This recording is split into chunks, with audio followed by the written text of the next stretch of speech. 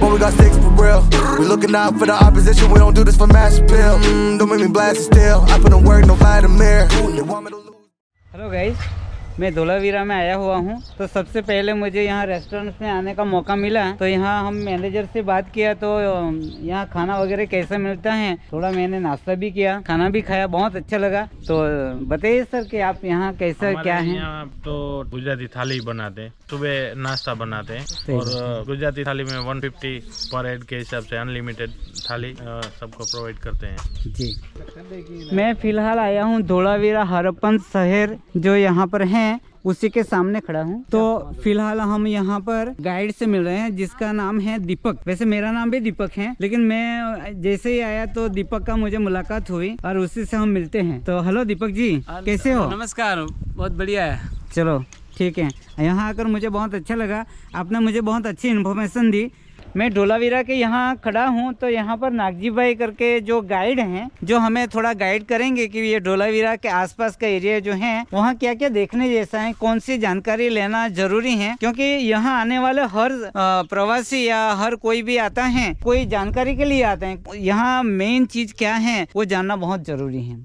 तो सबसे बड़ी बात है हरप्पन शहर की जो बात की जाए तो वो जो सामने है हरप्पन शहर जो पूरा, उसके बारे में थोड़ा इन्फॉर्मेशन देंगे। देखिए, कच्छ एक बहुत ही अलग अलग विविधताओं से भरा प्रदेश है जी, जिसमें बहुत सारा टूरिज्म है। अब हर टूरिज्म यहाँ देखते हैं। कच्छ का ग्रेटर रण ऑफ कच्छ जो नमक वाला एरिया, जहाँ ये खड़ी रेक आइलैंड है, खड़ी रेक पूरे रण से घिरा हुआ आइलैंड है। इसमें हड़प्पा संस्कृति 5000 साल पहले फली फूली सभ्यता, बहुत ही एडवांस सभ्यता थी जहाँ आप खड़े हैं उस धरती पे।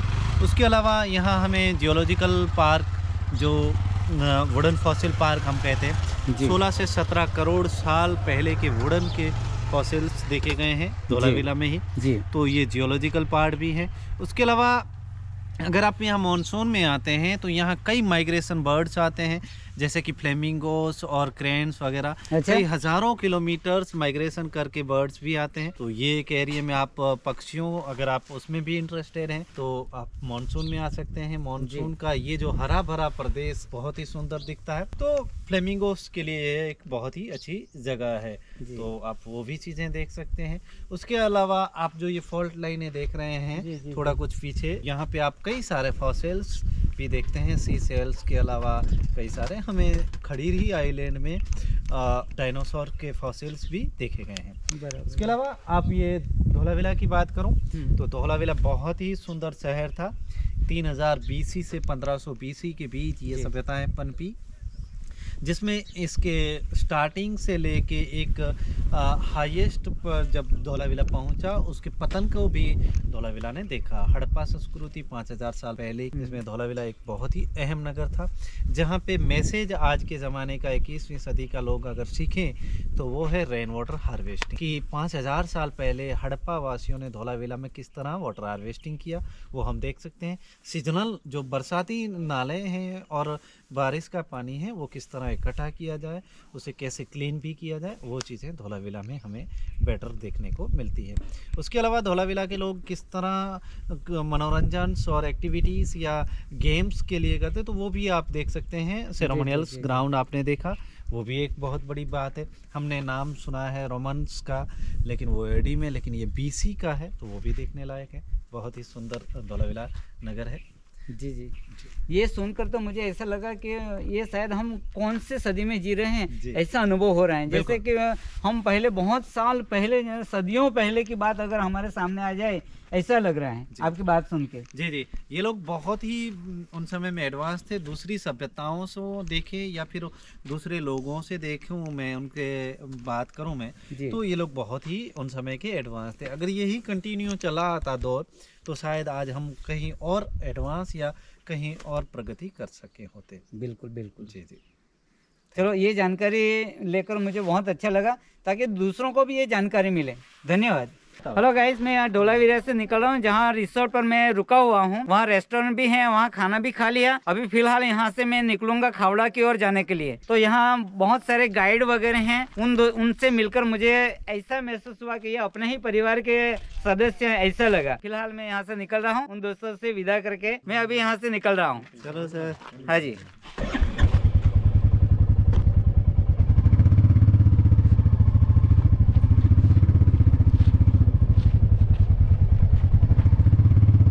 चलो दोस्तों मिलेंगे, बाय।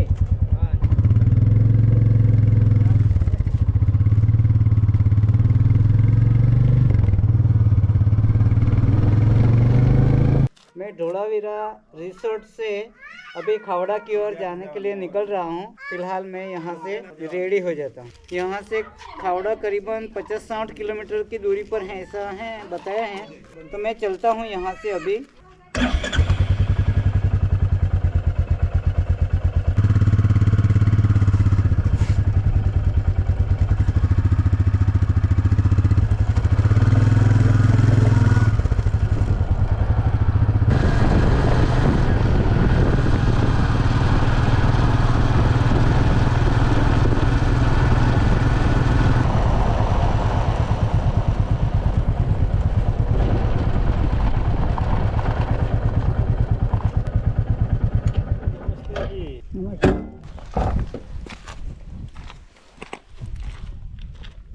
ये धोलावीरा के हम यहाँ तक पहुँच गए हैं। फिलहाल यहाँ से हम खावड़ा जाएंगे। खावड़ा जाने के लिए ये जो मेन रास्ता आता है धोलावीरा जाने के लिए, वहाँ से थोड़ा हम धोलावीरा से 5 किलोमीटर दूरी पर, तो वहाँ से रास्ता मुड़ता है राइट की ओर, तो उधर हम खावड़ा की ओर चलेंगे। ये खावड़ा जाने का रास्ता है।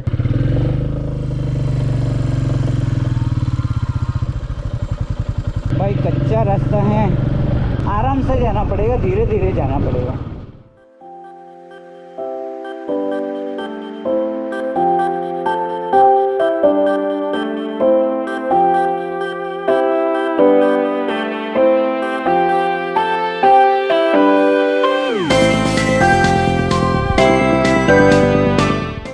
हम ये धोलावीरा से निकले थे, करीबन बीच में पहुंचे हैं। तो फिलहाल ये पूरा दिखा रहा हूँ, ये क्या बोलते हैं, सफेद रण। ये पूरा चारों और वही नज़ारा है और कुछ नहीं है। यहाँ मैं अकेला ही आ रहा था, कोई दिखा नहीं अब तक तो। लेकिन एक कार सामने से आई तो वहाँ मैंने भी वो बाइक खड़ा किया और ये लोग मिले तो मुझे बहुत अच्छा लगा कि चलो कोई तो है रास्ते में, नहीं तो मैं अकेला था, ऐसा महसूस हो रहा था। आप लोगों को मिलकर बहुत अच्छा लगा, मुझे भी सुकून मिला कि चलो ठीक ठाक हम पहुँच रहे हैं।